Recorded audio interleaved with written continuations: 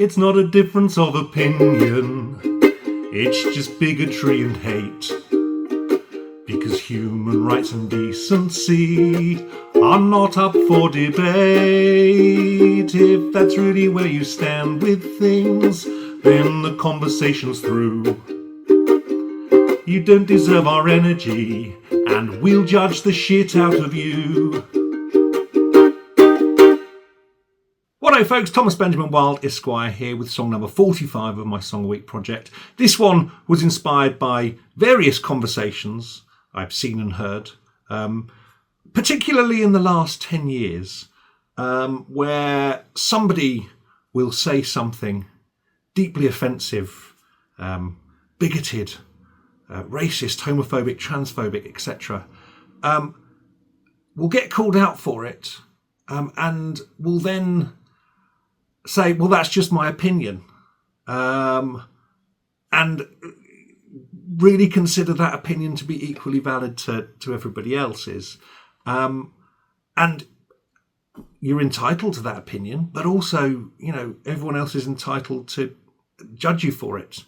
And I think that's a mistake that a lot of people make, that they think that they can kind of say these kind of horribly offensive things and just be able to get on with the day, and people will still be able to engage with them in the same way. There are plenty of celebrities who have done this, who have then doubled down afterwards as well.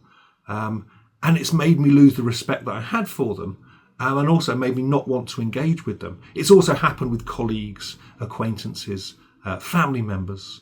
And it's been kind of at various points in the last kind of 10 to 15 years. I think probably the first time I really noticed this kind of thing was during the discussions about Brexit in 2016, leading up to that.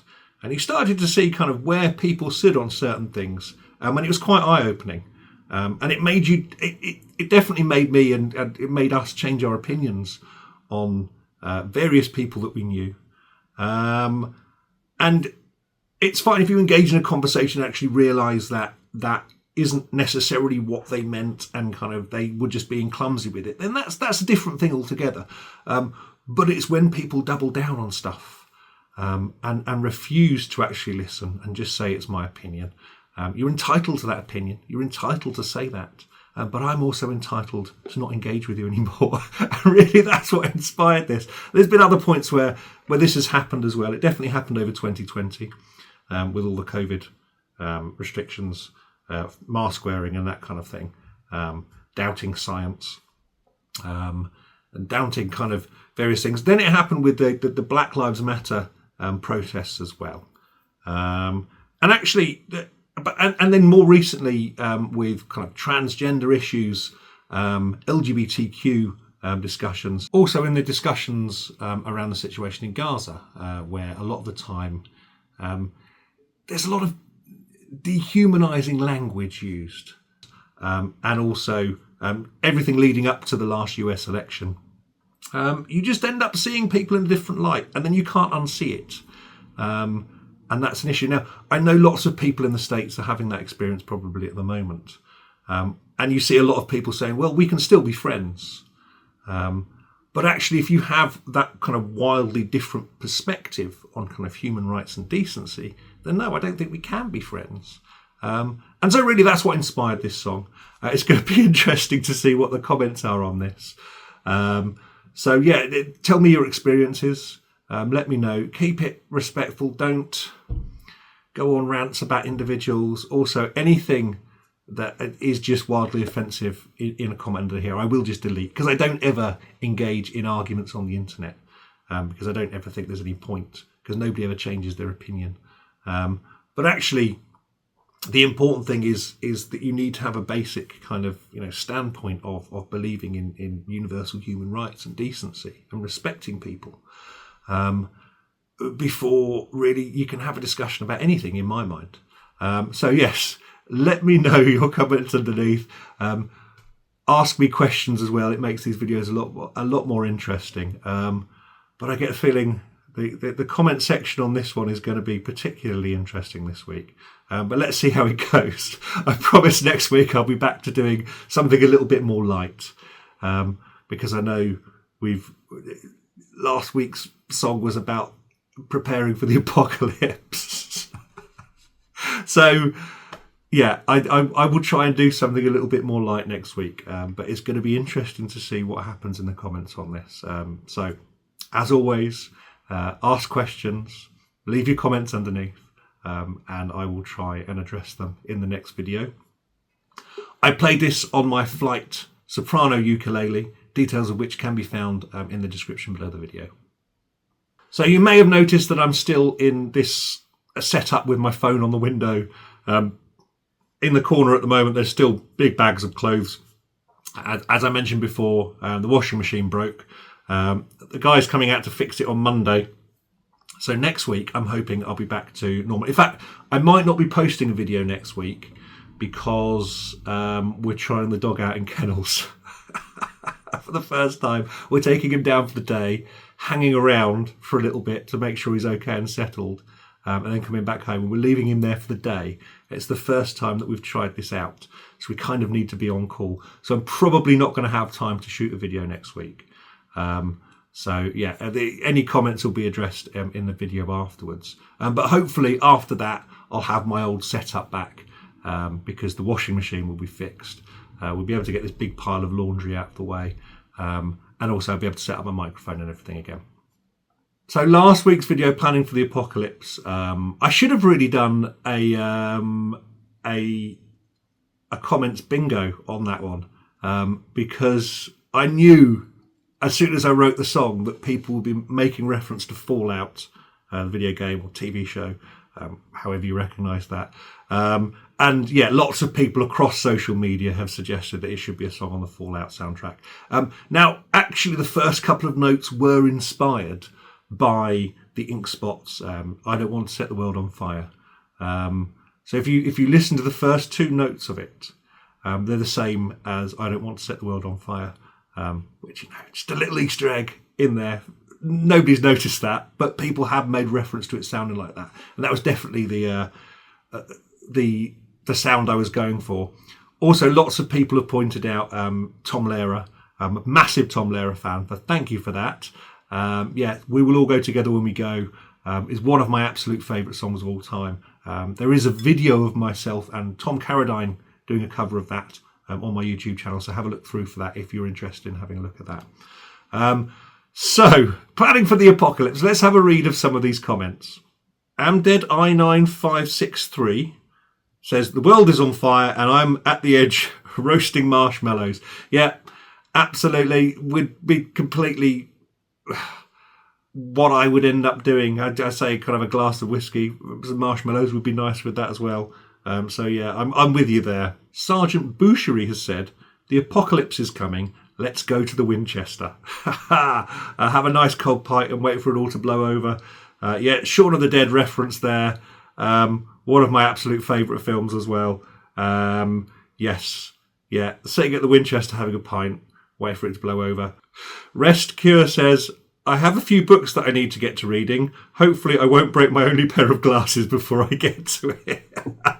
Yeah, because actually when the world's ended, if you've got all your books and you've got all the time to read those books, but then your glasses break, that could be terrible, because you won't be able to get them replaced. So yeah, hopefully your glasses last, at least to get through those books. Rhubarb Jin says, oh wow, I haven't thought about Rain of Fire in 20 years. Yeah, it's one of those. I mentioned Rain of Fire being an influence on the song last week. For those who've not seen it, it is a film about dragons causing the apocalypse. It's glorious. I haven't thought about Rain of Fire in 20 years. When I was young, I used to enjoy post-apocalyptic media and imagine myself as one of the badass survivors. Yeah, same, absolutely. I'm now older, wiser, and keenly aware of my ineptitude. Please save a seat for me in the front row, because I prefer to be gone in the first wave. Yeah, agree with you there. I would not survive in that kind of end-of-world scenario. So there's no point. I know I wouldn't. I'd be one of the first out, so I might as well just be gone before I know anything that's happening. Questionable Choices says, as someone from America, this song is fitting. Sorry. Cheers, and I hope your back gets to feeling better. Yeah, currently I'm sat with a hot water bottle on my back. It is getting better, but I'm in the dull ache stage of it now. It was kind of sharp pains. I'm now just in that horrible, constant dull ache stage of it now. So taking the painkillers, having the hot water bottle behind me, and that seems to be helping a lot. But thank you for your concern. Justine Fafard 2355 says, I'll meet you at the first wave. I have the skills, but no appetite for rebuilding society. Yes, absolutely. There are a few skills that I could probably apply, but I haven't got the appetite for doing it. Yeah, I'm completely with you there. It just seems like a lot of energy. So yeah, let's go. Let's go straight away. Adept Havelock says, Reign of Fire is my all-time favourite dragon film, if it is possible to have such a thing. I think it's my favourite dragon film as well. There are dragons in other films that I like, but a dragon-based film is, Reign of Fire is definitely up there. In my honest opinion, if there was going to be an apocalypse, then I'd much rather it were dragon rather than zombie instigated. Yeah, I think you're probably right, actually. I think you're probably right. It'd be better to have dragons and zombies. At least you can see them coming from afar, I guess. Christian Bale is the co-star you were searching for, by the way. Yes, I remembered that as soon as I'd finished recording the video. So Reign of Fire starred Christian Bale. It also had Gerard Butler in it, who I didn't realise was Gerard Butler at the time. And then Matthew McConaughey. So yeah, classic film. It's one that we often go back to. But yes, dragons over zombies. I think I prefer dragons over zombies. John Paul Filkins 7820 says, best apocalypse movie, Watership Down. The post-apocalyptic survival horror film we were not expecting. Every British child of my age and older were traumatised by Watership Down. Our parents put it on for us because it's a cartoon about rabbits. But wow, that is a brutal film. That is an absolute brutal film. Another one that sticks with me from that era as well is Where the Wind Blows, which is about an old couple trying to survive a nuclear bomb going off. I was shown that when I was a kid. Because it was animated by Raymond Briggs, who also illustrated by Raymond Briggs, who also illustrated The Snowman. And so our parents thought, well, yeah. Oh, God, boomer parents. Showing us some things.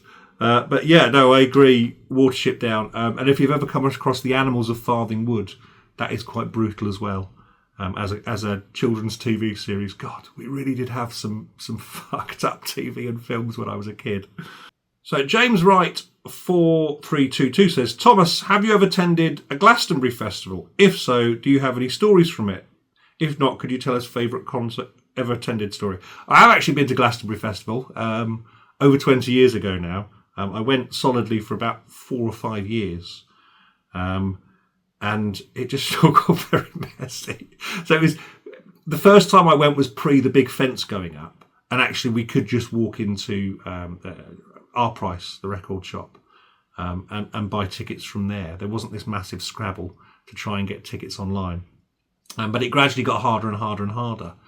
I mean, there's lots of stories that I have from Glastonbury. Not all of them necessarily appropriate to talk about on a video. But I remember one time we were trying to make a cup of tea around the campfire. And, well, the cup of campfire stories. The first one, the water boiled very quickly. And we thought, great. We made a cup of tea. But it wasn't water in the bottles, it was vodka. So we ended up making vodka tea, which tasted disgusting, but we drank it anyway. And then a couple of years later, we were sitting around a campfire and the campfire exploded. The gas thing exploded. We all jumped back into our tents and all went back with singed hair and trousers and leg hair, facial hair. It's dangerous, this camping malarkey, especially among young drunk people. But yeah, I mean, lots and lots of Glastonbury stories. Thinking of them off the top of my head, I'll try and come back with some more on the next video as well if I remember to. But yes, been to Glastonbury quite a few times. Had some great fun. I remember standing in the mud watching Radiohead with someone on my shoulders, sinking gradually more and more into the mud. And that was great fun. But yeah, so I've been to Glastonbury quite a few times. Have not played there yet. If anybody is responsible for booking for Glastonbury, I'm well up for it. Send me a message. So thanks for your comments and questions there, folks. As ever, keep them coming. It makes these videos a lot more interesting and gives me something to talk about. So yeah, do keep those coming. A reminder about the shows I've got coming up over the next few weeks. On the 1st of March, which is next weekend, Saturday the 1st of March, I'll be playing at Two Bridges in London with my good friend Aubrey Blakelidge. That's near London Bridge. It's going to be a free show. Should be great fun. So if you're in that area, do pop along. It'd be lovely to see you there. On the 22nd of March, that's a Saturday as well, I will be in Nottingham at the chapel at the Angel with my good friend Chris Taverner. We played in Nottingham a couple of years ago together, but it's been a little while since we were last in Nottingham. So I'm making a triumphant return. It'd be lovely to see you there if you're there. Details of that and how you can get tickets from that can be found in the description below. Then on the 4th of April, Friday the 4th of April, I'm going to be up in Manchester, again with my good friend Chris Taverner, where we'll be playing at Gulliver's in the Northern Quarter.